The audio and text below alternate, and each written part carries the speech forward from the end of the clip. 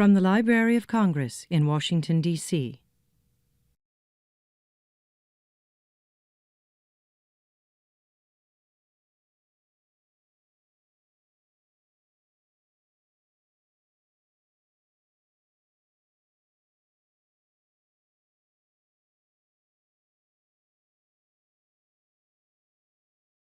Thank you, and we are now moving on to the next segment of our program.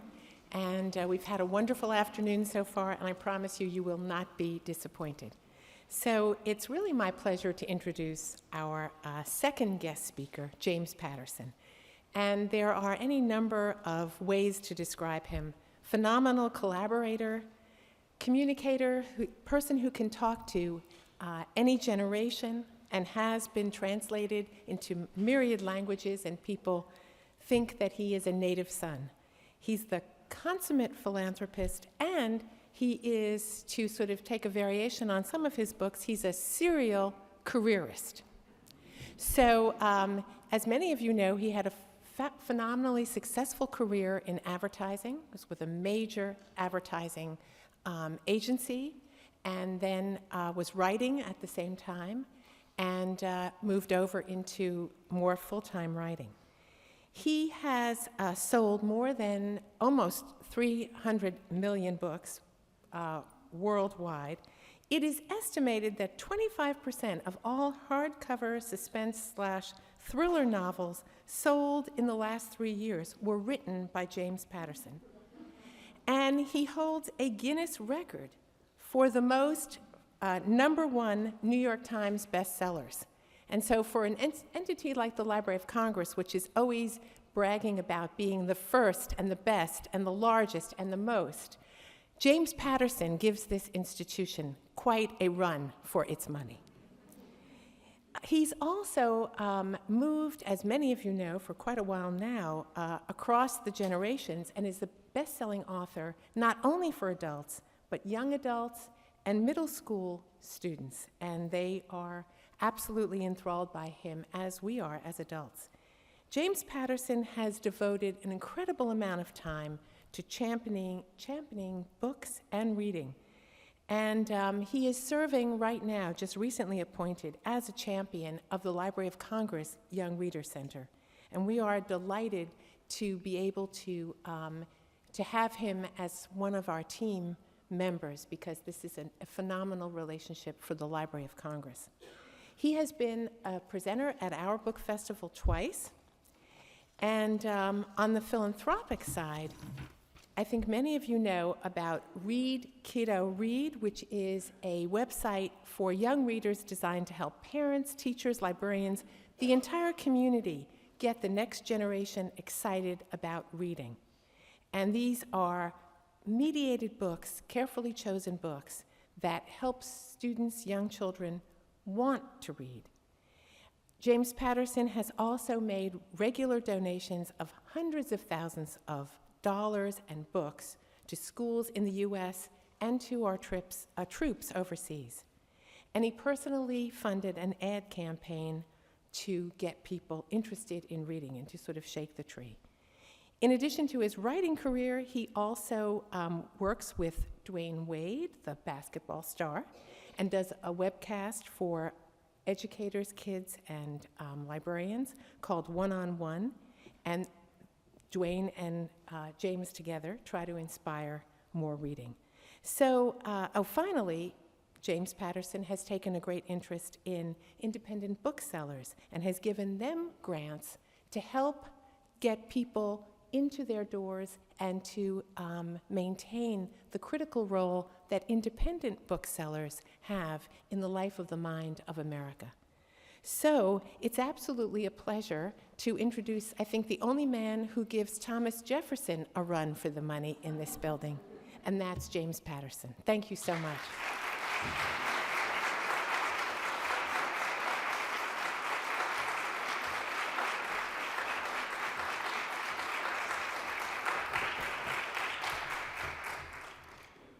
I am Stephen King.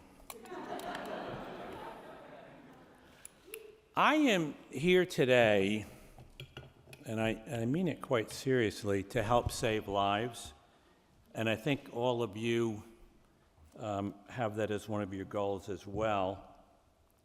And these are lives of children all across our country, and I take it very seriously.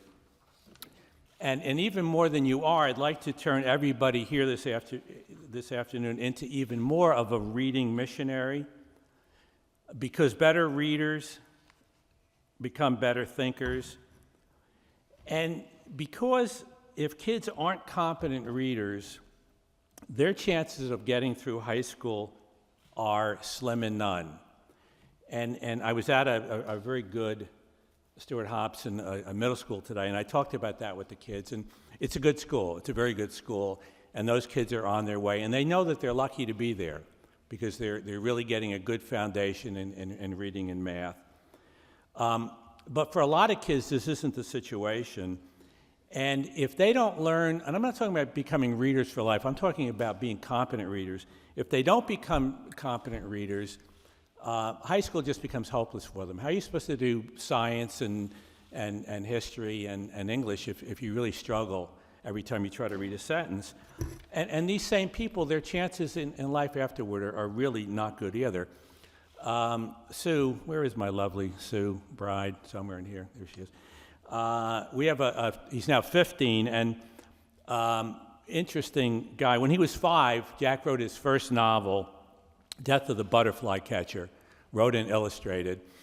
And Butterfly Catcher travels halfway around the world trying to catch the butterfly on a boat, doesn't catch him, gets on an airplane, travels more of the world, doesn't catch the butterfly, gets on a train, catches the butterfly.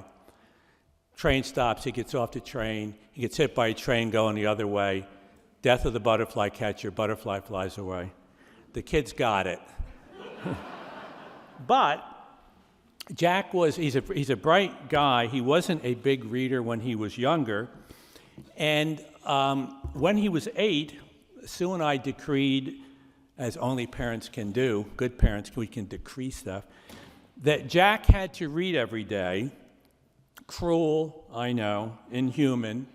He did not have to mow the lawn, but he had to read 45 minutes an hour every day. And he said, do I have to? And we said, yeah, unless you want to live in the garage. And we said, the good news is we're going to go out and we're going to find some cool books for you. We're going to get books that you're going to like. And that's really the important thing. And we understood that it was our job. So we did research and looked around a lot. And then we went out and found books like one of the Percy Jacksons, and a book from the Warriors series, and A Wrinkle in Time, and Al Capone Does My Shirts, and one of my Maximum Ride books, and a dozen or so books. And by the end of the summer, Jack, his reading skills had improved dramatically, and he read about 10 books that he loved, which was so cool, because there are millions of kids in this country who have never read one book that they like. Even in this school where I was, several of the kids, and fortunately for me, I really enjoyed this. They had to read a lot of my books before I came, and they really liked them. And that was a surprise for them, that they were reading a novel for the first time and actually liking it. And we have a thing, when Jack asked us about this, why we were decreeing and doing this stuff to him, and we said, we read in our house.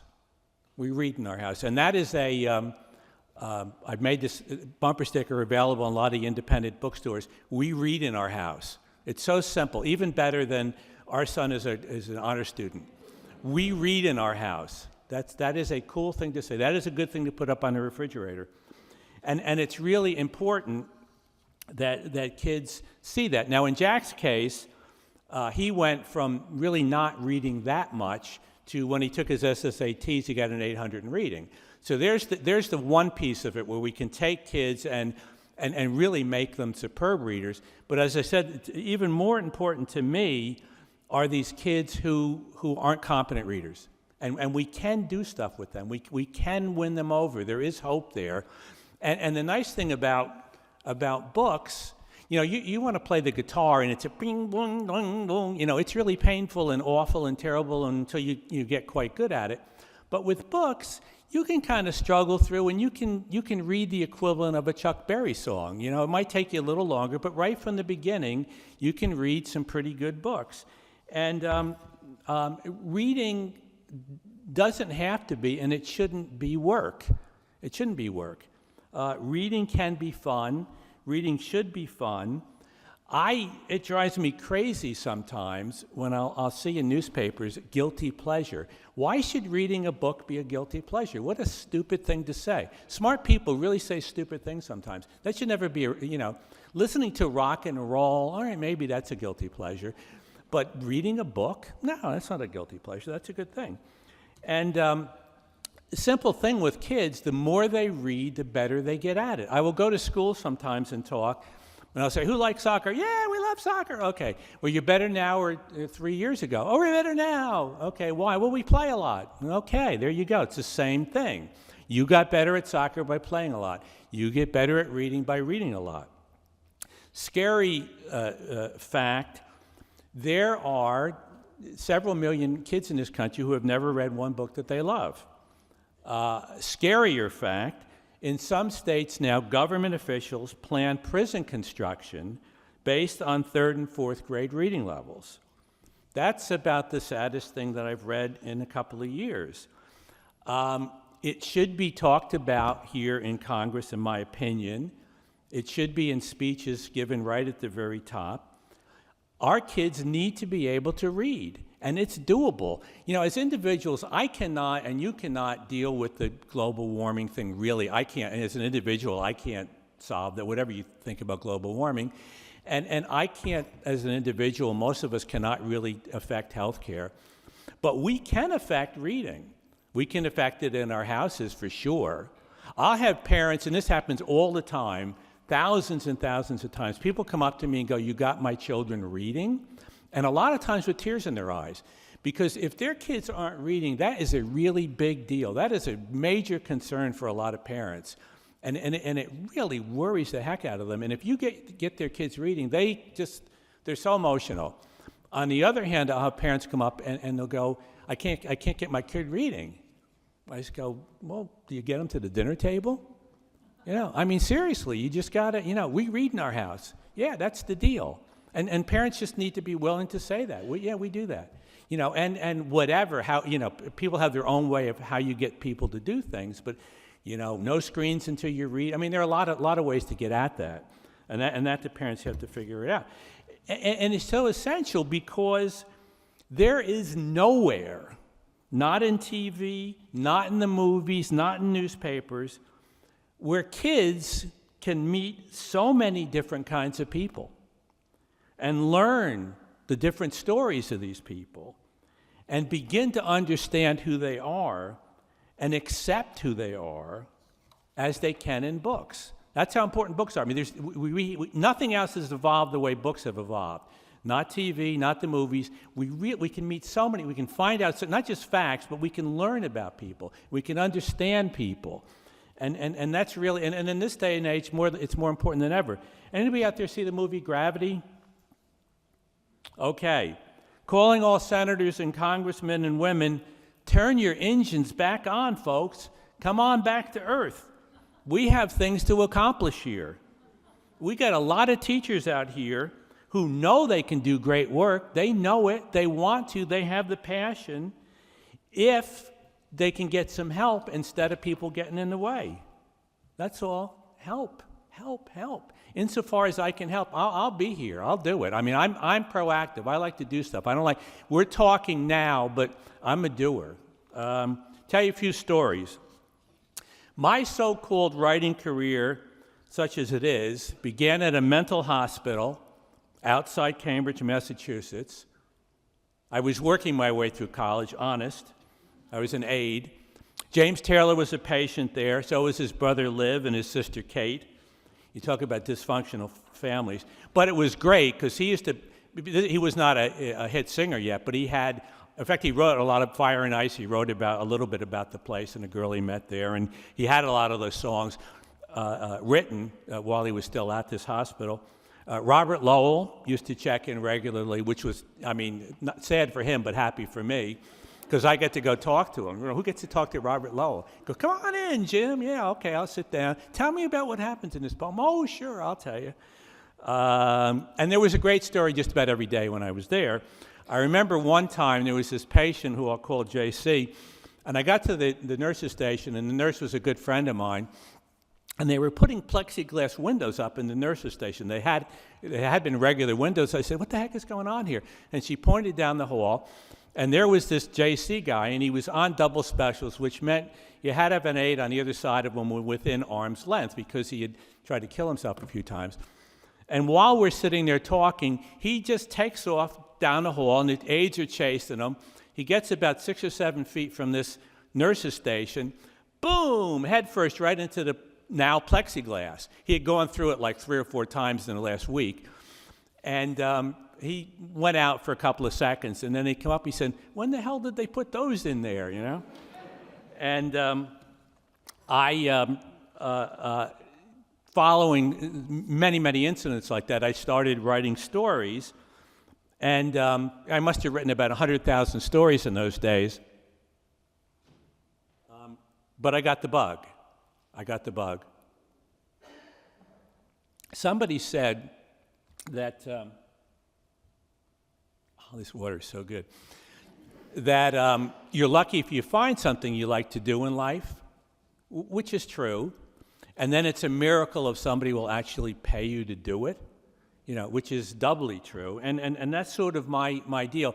My first somewhat unconstructive criticism happened when I was an undergraduate, and I was told, he said, you write okay, but stay away from fiction, which was probably good advice. So, of course, I immediately wrote a novel.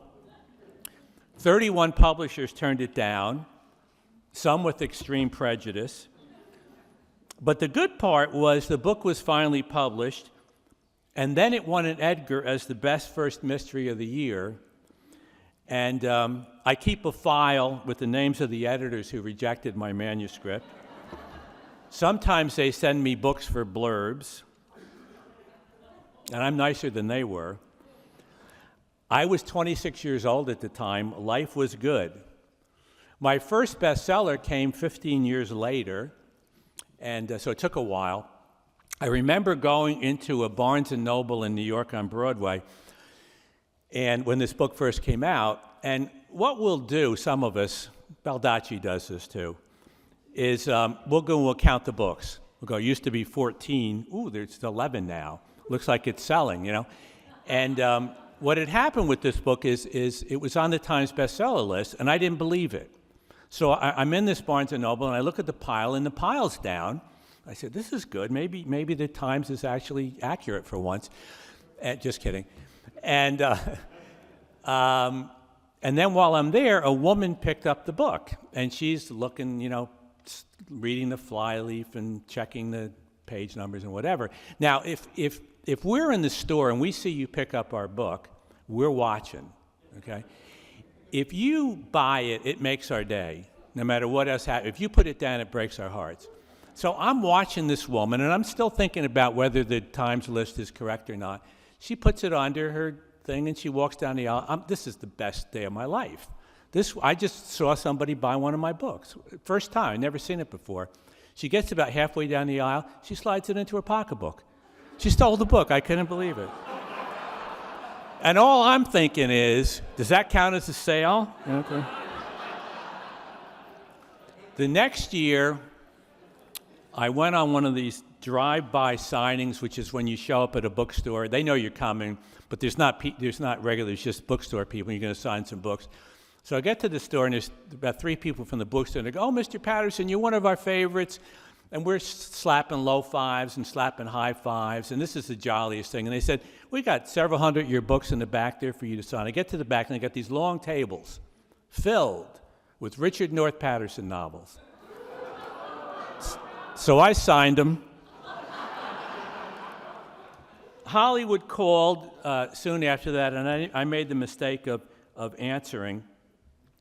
They have these press junkets in Hollywood where, this is really weird, but Son of Chucky 5, whatever, and they will fill a theater with journalists who are going to review Son of Chucky 5. I don't know why. Every newspaper in the country will have a review of Son of Chucky 5. It makes no sense to me. But so they had this press junket for Along Came a Spider, and Paramount said, well, geez, they're going to ask him what he thinks of the movie, so we better let Jim see the film made from his book. So I'm watching this movie, and I watch the first scene, I go, all right, well, that wasn't in the book. And I watch the second scene, I go, well, that wasn't in the book either. And in the second scene, Morgan Freeman is building this ship in a bottle. I'm going, well, that doesn't seem that cinematic to me, but whatever. And then this woman comes in, and she basically says, enough with the ships in the bottle, why don't you go out there and get shot at because it's supposed to be an adventure movie.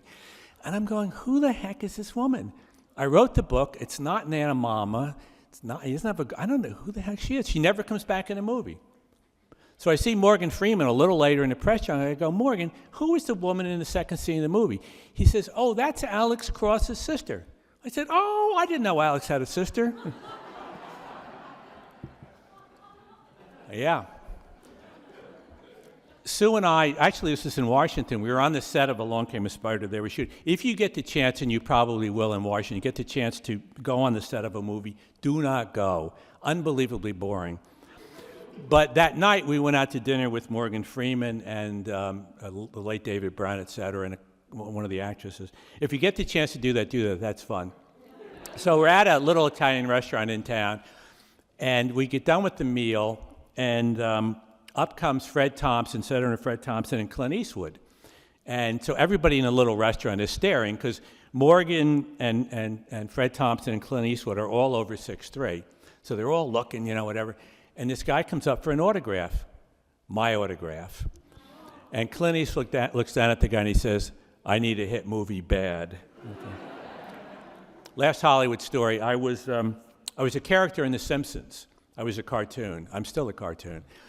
And in this scene, Marge is on the beach and she's reading one of my books. She goes, oh, I just love James Patterson. And all of a sudden, I'm on a white horse and I'm riding behind her on the beach. And then they cut and she's on the back behind me.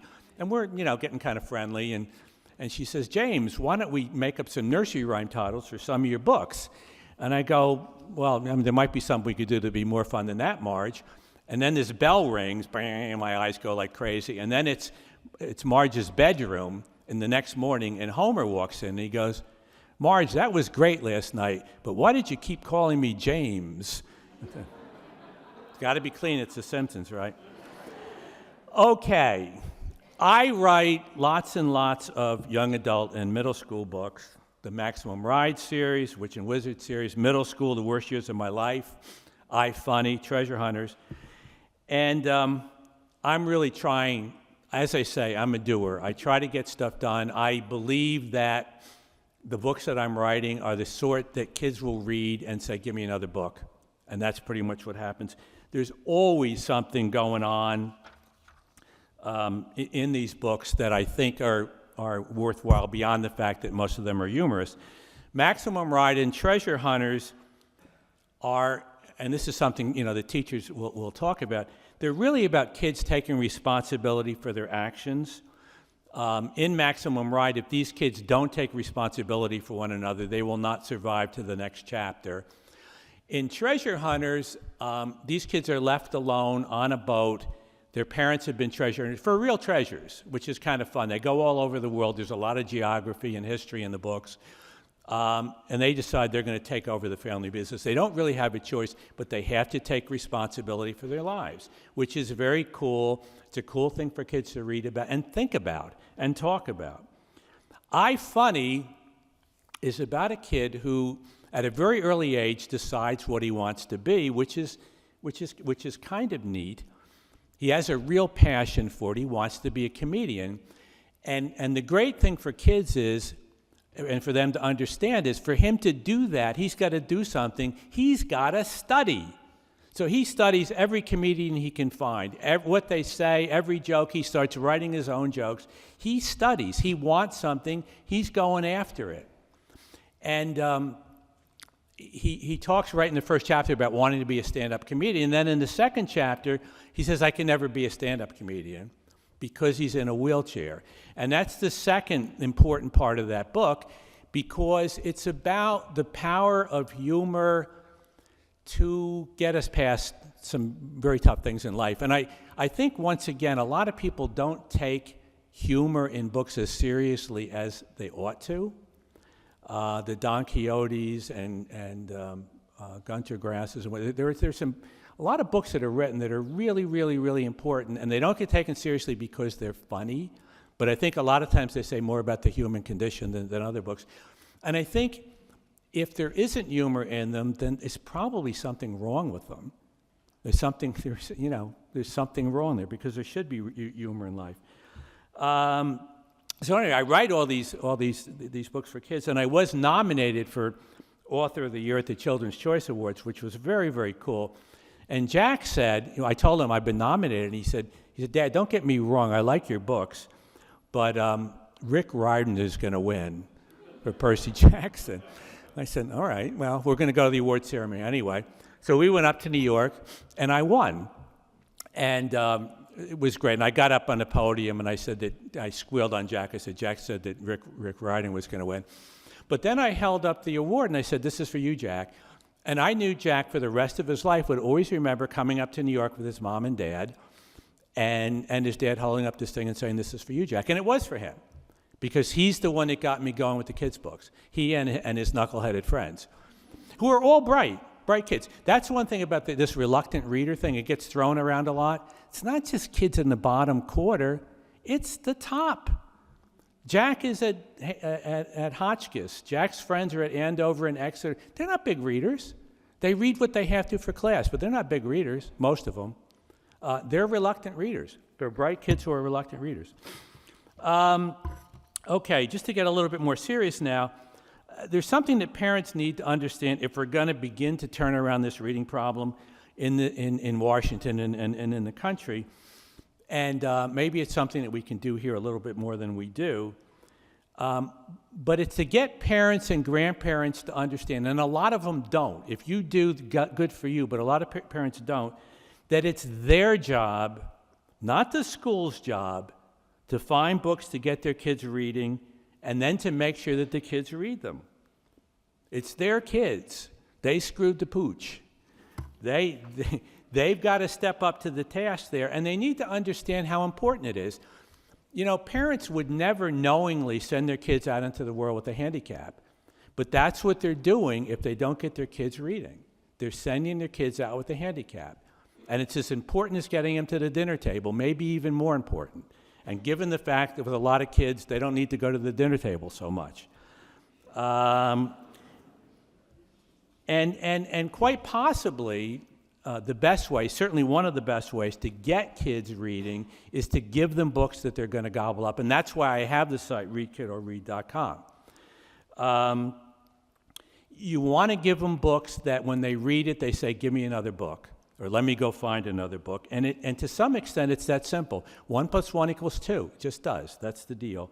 And freedom of choice is one of the keys to getting kids motivated and excited.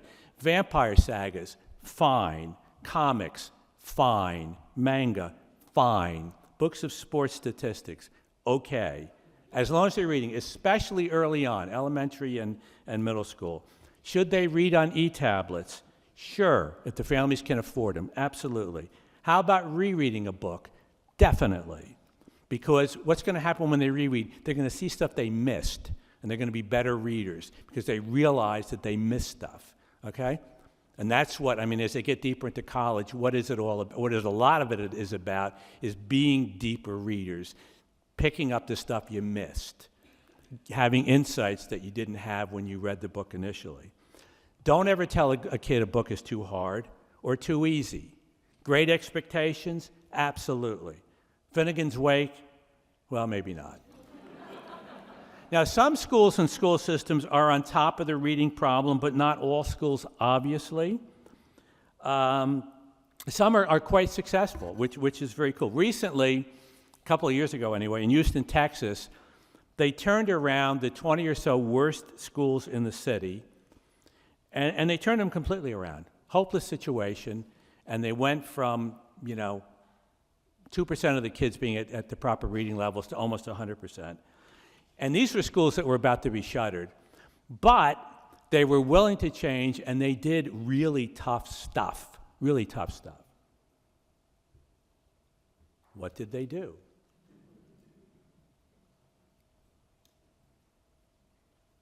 They did the unthinkable. They fired all the principals. They fired 70% of the staff. They got the money to pay off the people who had been fired. They brought in new teachers. They brought in tutors.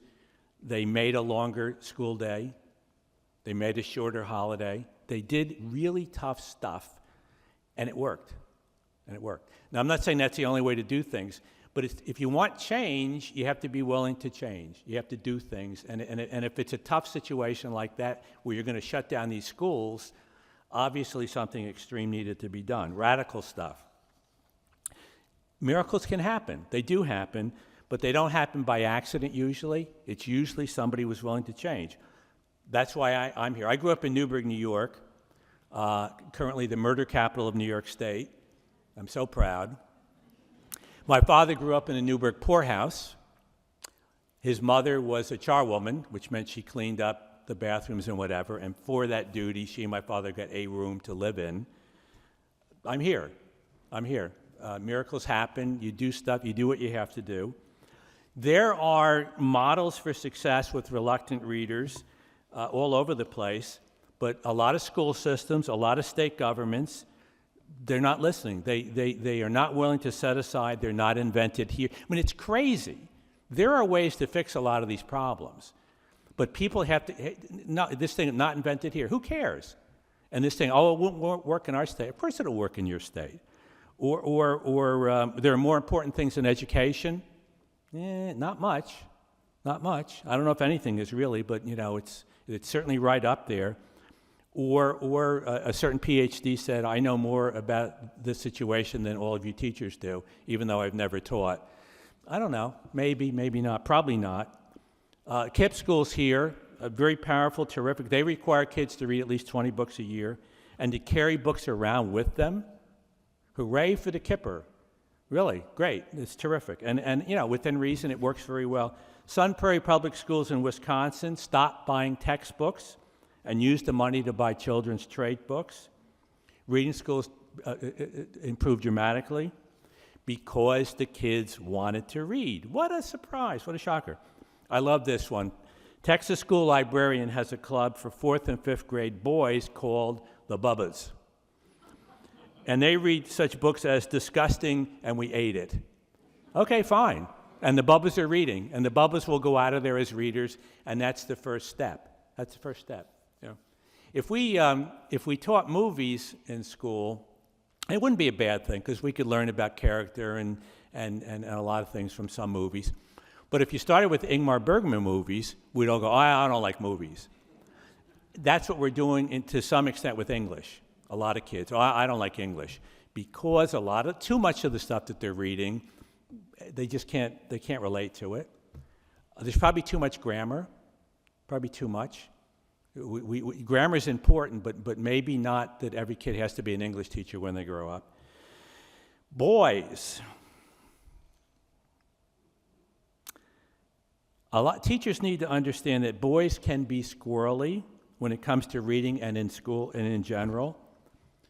But what's squirrely about them, there's a terrific book about this, what's it called, Raising Cain, that gets into this whole issue. Boys need to be praised and encouraged more. They cannot feel bad about themselves. That's one of the things that happen. You move around, you're too squirmy, you're a bad boy.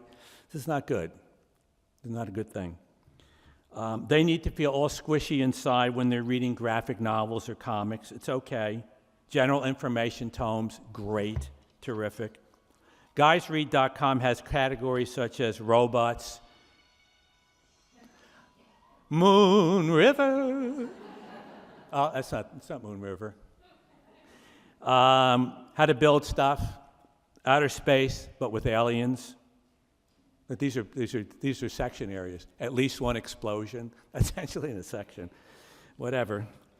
In a lot of schools, there's a tendency not to reward boys for reading books like the Guinness World Records or Sports Illustrated Almanac or the Rolling Stone Illustrated History of Rock and Roll. Too often, boy-appealing books are disproportionately overlooked on schools' recommended reading lists. It's a big mistake and a very avoidable mistake. A lot of this is about attitude. If the school library isn't a boy magnet, the school needs to check its attitude, maybe. School library is another problem, obviously. We are shutting them down. We're getting rid of librarians. This is not good. This is bad. This is a terrible thing. How do we fix that? I don't know. We'll have to talk about that. The important thing here, and I believe this with my heart and soul, is that we get kids reading. That's the whole thing. I think that's what we're going to talk about with the center. That is why we're writing, or why I'm writing children's books. It's why I started readkidorread.com. And I was saying to somebody earlier, I'm talking to you now. We have to stop talking. We have to act. So I act. You know, I'm giving $1 million to independent bookstores because we're in this weird period now where we're making a big transition to ebooks, and it's happening. It's going to happen more. But as we make the transition, people have got to have places to go to talk about books, and there have to be people there. And maybe that can happen on the internet at some point, but it's not happening yet. We need independent bookstores. Hopefully we'll always need them, but we definitely need them now. So I'm not talking about it. I'm doing what I can do. We've donated, Little Brown and myself, we've donated, where is Little Brown? They're over there. 500,000 books to schools. One year we did 250,000 for troops overseas. Read Kid or Read we talked about, which is useful. Sue and I fund 400 scholarships for college students who plan to be teachers, which is a lot of scholarships, probably more than General Motors does. We're at 22 universities: Michigan State, Vanderbilt, Manhattan, Towson, Morgan State around here, Howard, Arkansas, San Francisco. As I said, I'm here to help, if I can, save kids' lives. I try to remember that every day. I remember it anytime I get frustrated with what's going on. I'll tell you one quick story, and then we'll do Q&A if you want to. This was out in San Francisco, and what had happened was a humpback whale became entangled in a lot of crab traps and lines, and literally hundreds of pounds of traps and lines by the time this poor whale, it just kept getting worse and worse. And they brought rescuers out, and they decided the only way to save the whale was to literally dive in and untangle it. And these workers, these volunteers, worked for nearly half a day, and they had these little curved knives, and just getting this whale out if they could. And eventually they did free the whale. And when they freed the whale did not swim out to sea immediately. The whale swam around the rescuers in these kind of joyous circles. And then the whale came back to almost every single worker and nudged them and pushed them gently, presumably in the whale's way of thanking them. The whale knew that the whale had been rescued. And the rescuers, almost to a person, said it was the most incredibly beautiful experience of their lives. And many of these rescuers said they will never be the same after that experience. That's what we're up to. We're the ones freeing the whales, only in this case it's these kids. And when it works, when we save a kid, when a teacher saves a kid, it's the greatest feeling in the world, and we'll never forget it. Okay? Thank you.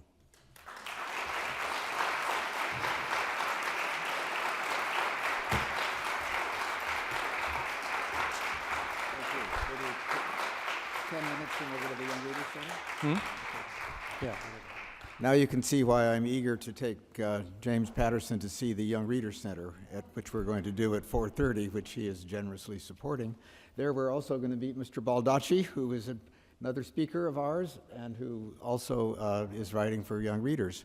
At 4:30, also another thing is taking place, and this I'd want to remind our visitors from Singapore and other places. We're doing tours of the Great Hall of the Library of Congress, and this is a chance to have a tour with a guide, one of our docents, to get a chance to look at this wonderful building and to see how it by itself is a tribute to the book. Because if you look up and see the iconography, you'll see names of authors. The building opened in 1897, before all that audiovisual material came out, and it was built as a temple to books and reading. However, in the next 10 minutes, perhaps you have a question or two for Mr. Patterson, maybe some of our board members who I could hear nodding and agreeing and maybe wanting to ask him a question. This is your chance. Any takers? Oh, there's... Thanks. Is this on? Yes, can you hear me? Oh, yes, Mr. Patterson, it's Gwendolyn Beck. And I've worked with some children after school, teaching them and helping them with their homework. And many of the children come that have parents that do not speak English. And some of the books that you've mentioned, I apologize, I haven't read any of the children's books, but do you have any advice that you would give to someone whose parents don't speak English, but we can engage these children on a different level to help them to read while they're at home?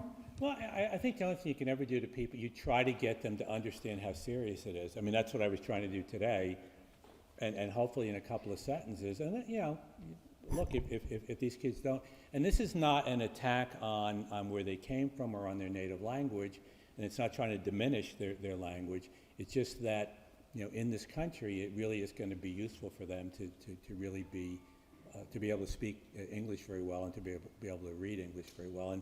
And I think on the publishing side, it's not even the publishers, it's more the retailers trying to get, do a little bit more with Spanish to English and English to Spanish. Somebody else? No questions? Yeah. Did you ever read John Artunis books when you were young? Did I ever read John?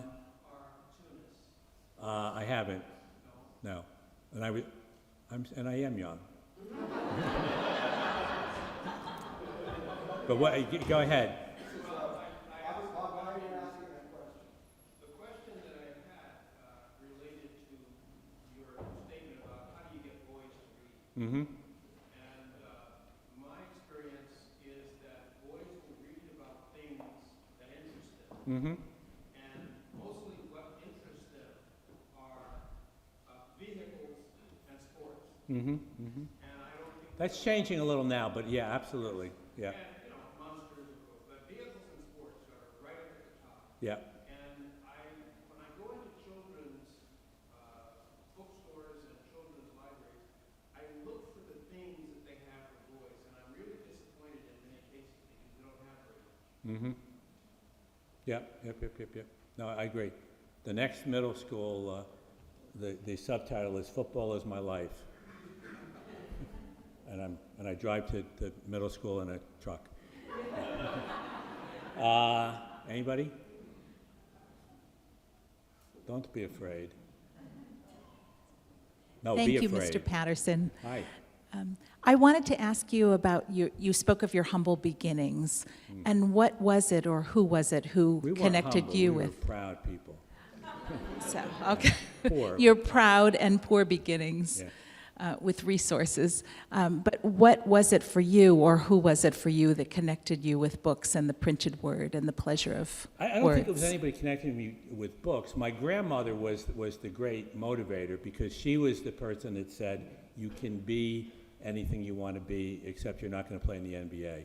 But you can do a lot of things, and there are a lot of things open to you, which is what I said to a lot of these kids today. You're getting a good foundation, and you can really take that to a lot of places. The reading was more of an accident. I mean, when I wound up at this hospital, I just had a lot of time, and I just started reading like crazy, and I loved it. And then I started scribbling, and I loved that. So, yeah. Yes, Jill. I can repeat the question. Go ahead. I know, but that's why I would repeat it. I'm so clever. I've done this before. Go ahead. Yeah. I've had a number of teachers, both of my own teachers and friends who have become teachers tell me that they can't assign a book with a girl protagonist to boys above the second grade because the boys won't relate, and so they're only willing to pick books with boy protagonists. Do you think that there's something that can be done earlier so that boys feel like they can connect with female protagonists? If I was a teacher, I just would not take that point of view. I say, look, we're going to read about a girl, TS. The tough situation. Now, the middle school series, it starts out with Rafe Cacciadorian, and he's in middle school the worst years of my life. One of the next books is My Brother's a Big Fat Liar, and it's his sister, and she negates everything that he said in the first book. Do you find that one of those is significantly more popular? No. Treasure Hunters, the boy is the verbal narrator, and his twin sister draws all the pictures. So, just because the world has been crazy doesn't mean that we're going to continue to allow it to be crazy. So, and I guess it depends on where you are, but I do think that's in the teacher's control, up to a point. My name is Justina Ahmed, and I wish to greet you, Mr. Patterson, for your brilliant contributions to education. My question or help I will need is, I'm interested in writing for young readers. Can you please give me a good website or book that can give me self-study to be able to develop my skills? Thank you. Get you started to develop your skills? Yes, I'm interested in writing for young readers. I'm going to have somebody talk to you because that's not my area. Okay, thank you. I should do that, develop my skills, but I arrogantly think I'm past that. Yes, But thank you. I will have somebody from the publisher will talk to you. Okay, thank you. Nice lady in the hat. Okay, sorry. Baldacci would be able to answer that question. Yeah. I'm struggling with a 14-year-old smart kid who just flat out doesn't want to read, a boy. Yeah. He's Czech, and his English is quite good, so that's maybe a little bit of his problem. But is there one of your books or another that would most likely engage this guy? All he wants to do is play video games. 14, huh? Most of my books, once kids get into them, they seem to like them a lot. The Maximum Ride series is kind of adventurous, and it's about kids who were brought up in a laboratory and can fly, and it's very readable. Treasure Hunters, I might be a little younger for him. Yeah, probably for of my stuff, Maximum Ride. Interesting with Maximum Ride, just in terms of how much kids can get into the books, there are 20,000 films that kids have made about Maximum Ride that are on YouTube that they've added, and some of them are really very, very good. Yeah. Yes, sir. Well, one of the things that we've heard and learned from is that if children are surrounded by books, then they start to get interested in books. Yeah. Now, we're moving into an electronic age where it's hard to surround people with iPads that represent books. Mm-hmm. How do you make the transition and yet keep the interest alive? Well, I think part of it is we just have to make sure that there's a strong association between stories in the written world and nonfiction and those screens. That when they pick up that screen, that one of the strong associations they have are, this is where I read. This is where I'm carrying a library with me, small library. I can be carrying 30 books when I'm traveling on this little machine. So just making that association, because kids like screens. They'll, look, we made these incredible transitions to television, to a lot of leaps we've taken, and I think that's a very doable one. We just have to make sure that association is strong. Yeah. What am I reading right now? I am reading David and Goliath, and I'm so mad at Malcolm Gladwell, and I'm going to tell you why, Michael Peach. Yeah, I'm reading that, and I'm always reading about 10 things at the same time, and I never can remember. I have to carry a card from now on. Oh, okay, but David and Goliath comes to mind. That is one of the things I'm reading. Anybody? A couple more, and then we'll... I have a question. Yeah. I've noticed that you've written several books with other authors, and I've read fashion designers who work as teams say that their best products are the ones that they argued the most about. Would you have a similar interpretation of your work with other authors? No. No, there's a fascist that runs my company. It's not just, it's a funny thing with working collaborations. People are very funny about it. They really don't think, if you go through, through Europe and a lot of the art world and cathedrals, whatever, you'll find that several painters are involved. If you, in the film business, very often, TV shows, it's a team. There are teams all over the place, music business. I'm trying to think if I have, sometimes I carry a little sheet around. Yeah, I mean, it was just an interesting, Gilbert and Sullivan, Simon and Garfunkel, Lennon and McCartney, Woodward and Bernstein, Joel and Ethan Cohen, Larry David and Jerry Seinfeld, et cetera, et cetera, et cetera. I mean, there are just tons of people working together. And I think in my case, I have really strong storytelling skills.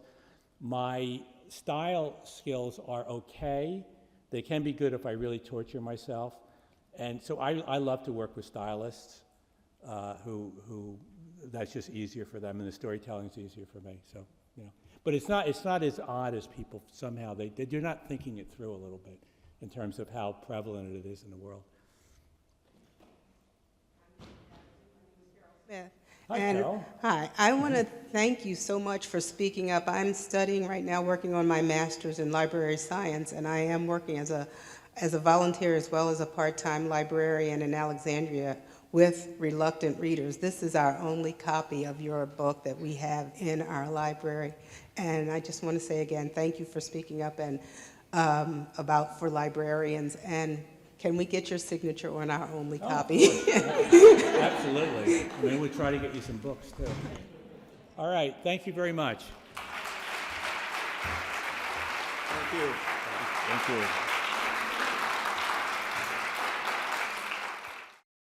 This has been a presentation of the Library of Congress. Visit us at loc.gov.